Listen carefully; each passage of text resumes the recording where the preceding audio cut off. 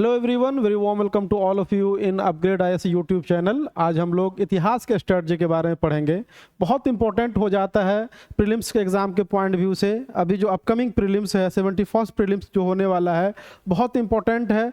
अब इसमें हम लोग ये जानेंगे कि इतिहास को कैसे पढ़ें कि हम लोग मैक्सिमम से मैक्सिमम स्कोर कर सकें। तो हम लोग देखेंगे इसमें, इस वीडियो में मान लिया हमारा फोकस ये होगा कि टोटल नंबर ऑफ क्वेश्चन कितना पूछा जाता है, टोटल नंबर ऑफ क्वेश्चन कितना पूछा जाता है। दूसरी बात के अलग अलग जो सेक्शन है, जो इसका सिलेबस है, एंशिएंट हिस्ट्री है, उसमें मेडाइवल हिस्ट्री है, मॉडर्न हिस्ट्री है, मतलब के जो प्राचीन इतिहास है, उसके बाद जो मध्यकालीन इतिहास है और आधुनिक इतिहास है, इससे अलग अलग सेक्शन से कितना कितना क्वेश्चन पूछा जाता है। तीसरा जो इम्पोर्टेंट है, जो मस्ट हैव आपको जो मस्ट हैव बुक होगी, जो कौन कौन सा सोर्सेस पढ़ें, बुक कौन कौन सी पढ़ें जो इम्पोर्टेंट है, या कहेंगे सोर्सेस क्या होना चाहिए, ऑथेंटिक सोर्सेस क्या होना चाहिए, जिससे कि अगर एक दो बार भी अगर हम पढ़ते हैं, अगर आप पहले से रिपीटेड बैच से हैं, पहले से पढ़े हुए हैं, तो आप उसको सिर्फ एक बार रिवाइज कीजिए तो आपका हो जाए। नहीं तो अगर आप नए स्टूडेंट हैं तो कम से कम उसको 2 बार अगर पढ़ लेते हैं, मान लीजिए, ठीक है। और कम टाइम में कैसे उसको हम पढ़ें कि हमारा एटलीस्ट 25 क्वेश्चन बनता है, ठीक है, ये बन जाए। तो सबसे पहले हम लोग देखेंगे टोटल नंबर ऑफ क्वेश्चन कितना है। तो आप लोग जानते हैं कि टोटल नंबर ऑफ क्वेश्चन जो होगा इतिहास में अप्रॉक्स 30 क्वेश्चन पूछा जाता है, 30 क्वेश्चन के आसपास पूछा जाता है। आप इसमें भी देखेंगे कि इसका भी 2 सेक्शन है इतिहास में। एक तो आपका पूछा जाएगा जो इंडियन हिस्ट्री से पूछा जाता है, इंडियन हिस्ट्री से पूछा जाता है, मतलब भारतीय इतिहास का जो सिलेबस है उससे पूछा जाएगा। दूसरा जो है वो हिस्ट्री ऑफ बिहार से पूछा जाएगा। दूसरा जो सेक्शन पूछा जाता है वो हिस्ट्री ऑफ बिहार से पूछा जाएगा। तो आउट ऑफ 30 में देखेंगे इन जनरल 30 क्वेश्चन आना ही आना है। तो आपसे 30 क्वेश्चन में से लगभग 25 क्वेश्चन आपसे वो इंडियन हिस्ट्री से पूछा जाता है, और बाकी बचा 5 क्वेश्चन जो है, 5 से 6 क्वेश्चन लगभग वो बिहार के हिस्ट्री से पूछा जाता है। तो आप ये पहली बात तो ये पता चल गया कि लगभग हर साल 30 क्वेश्चन आता है। 30 क्वेश्चन में से इंडियन हिस्ट्री से 25 और हिस्ट्री ऑफ बिहार से आपको 5 से लेकर 7 क्वेश्चन। कभी कभी मन किया अगर जो सेटर का एग्जामिनर का, तो थोड़ा नंबर ऑफ क्वेश्चन बढ़ जाता है, बट इन जनरल आपको यही ट्रेंड देखने को मिलेगा। तो दूसरा क्वेश्चन है कि सेक्शन वाइज सिलेबस जो है हमारा, उसमें देखेंगे कि कौन से एरिया पे हम ज़्यादा फोकस करें।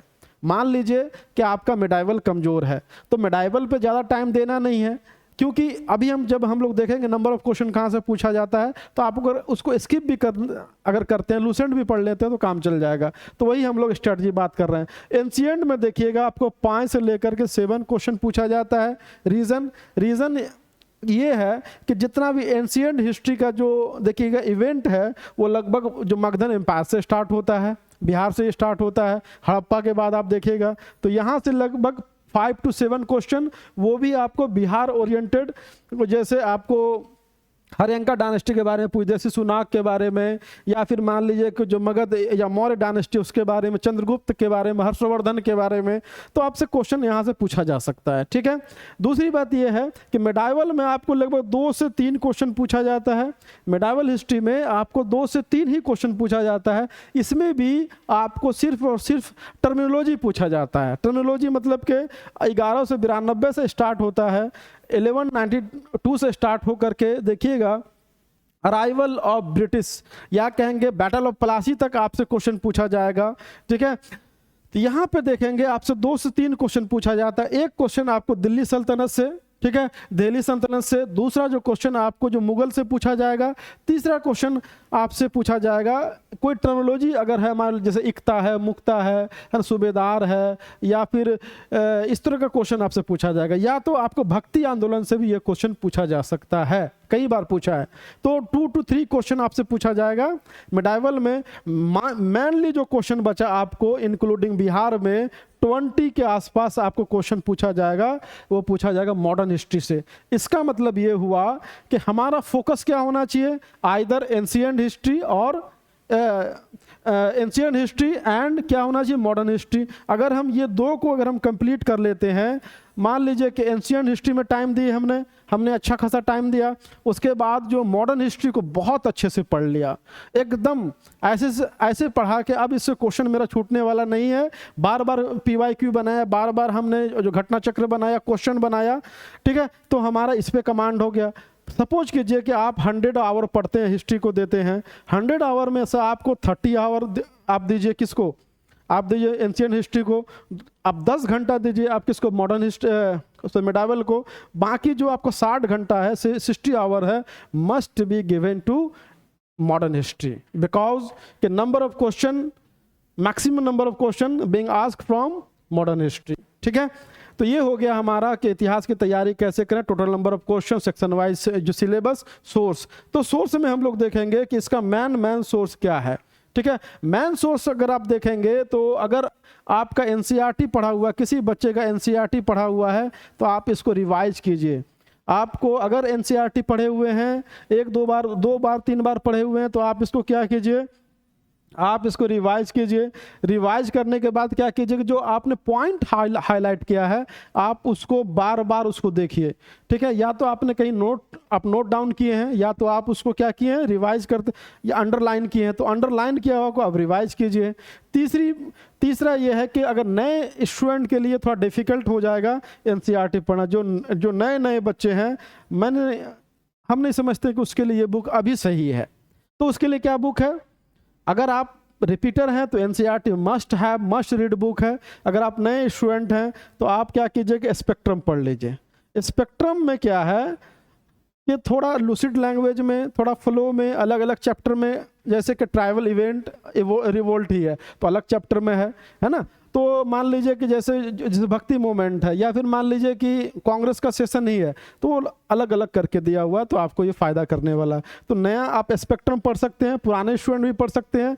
अक्सर देखेंगे कि पुराने स्टूडेंट आपको एंशियंट हिस्ट्री के बाद, NCERT के बाद स्पेक्ट्रम पढ़ता है। ठीक है, अगर आपके पास टाइम नहीं है, अगर आप तैयारी शुरू की है, तो आप स्पेक्ट्रम पढ़िए, आपके लिए ये भी सही बुक है। लेकिन इसके साथ आपको क्या पढ़ना है, पूर्वालोकन जो है, ये जो है घटना चक्र की बुक है, घटना चक्र की बुक है। आप इसमें देखेंगे ये MCQ है, ये MCQ है, मस्ट हैव बुक है। आप सिर्फ बिहार BPSC नहीं पढ़ रहे हैं, आप क्या पढ़ रहे हैं, इसमें जब बनाएंगे तो आपको नंबर ऑफ क्वेश्चन, जैसे UPPSC से पूछा गया, UPSC में पूछा गया है, MPPSC में पूछा गया है, राजस्थान PCS में पूछा गया है, उत्तराखंड PCS में पूछा गया है, साथ साथ जो बिहार में जितना ही पूछा गया, सारा का सारा इसमें इंक्लूड होगा। कहने का मतलब है कि क्वेश्चन कहाँ कहाँ से बन सकता है। तो जो ऑब्वियस बात है, प्रीवियस ईयर जितना ही पूछा गया सब कहीं ना कहीं पूछा होगा, सबका संकलन आपको इस बुक में मिलेगा।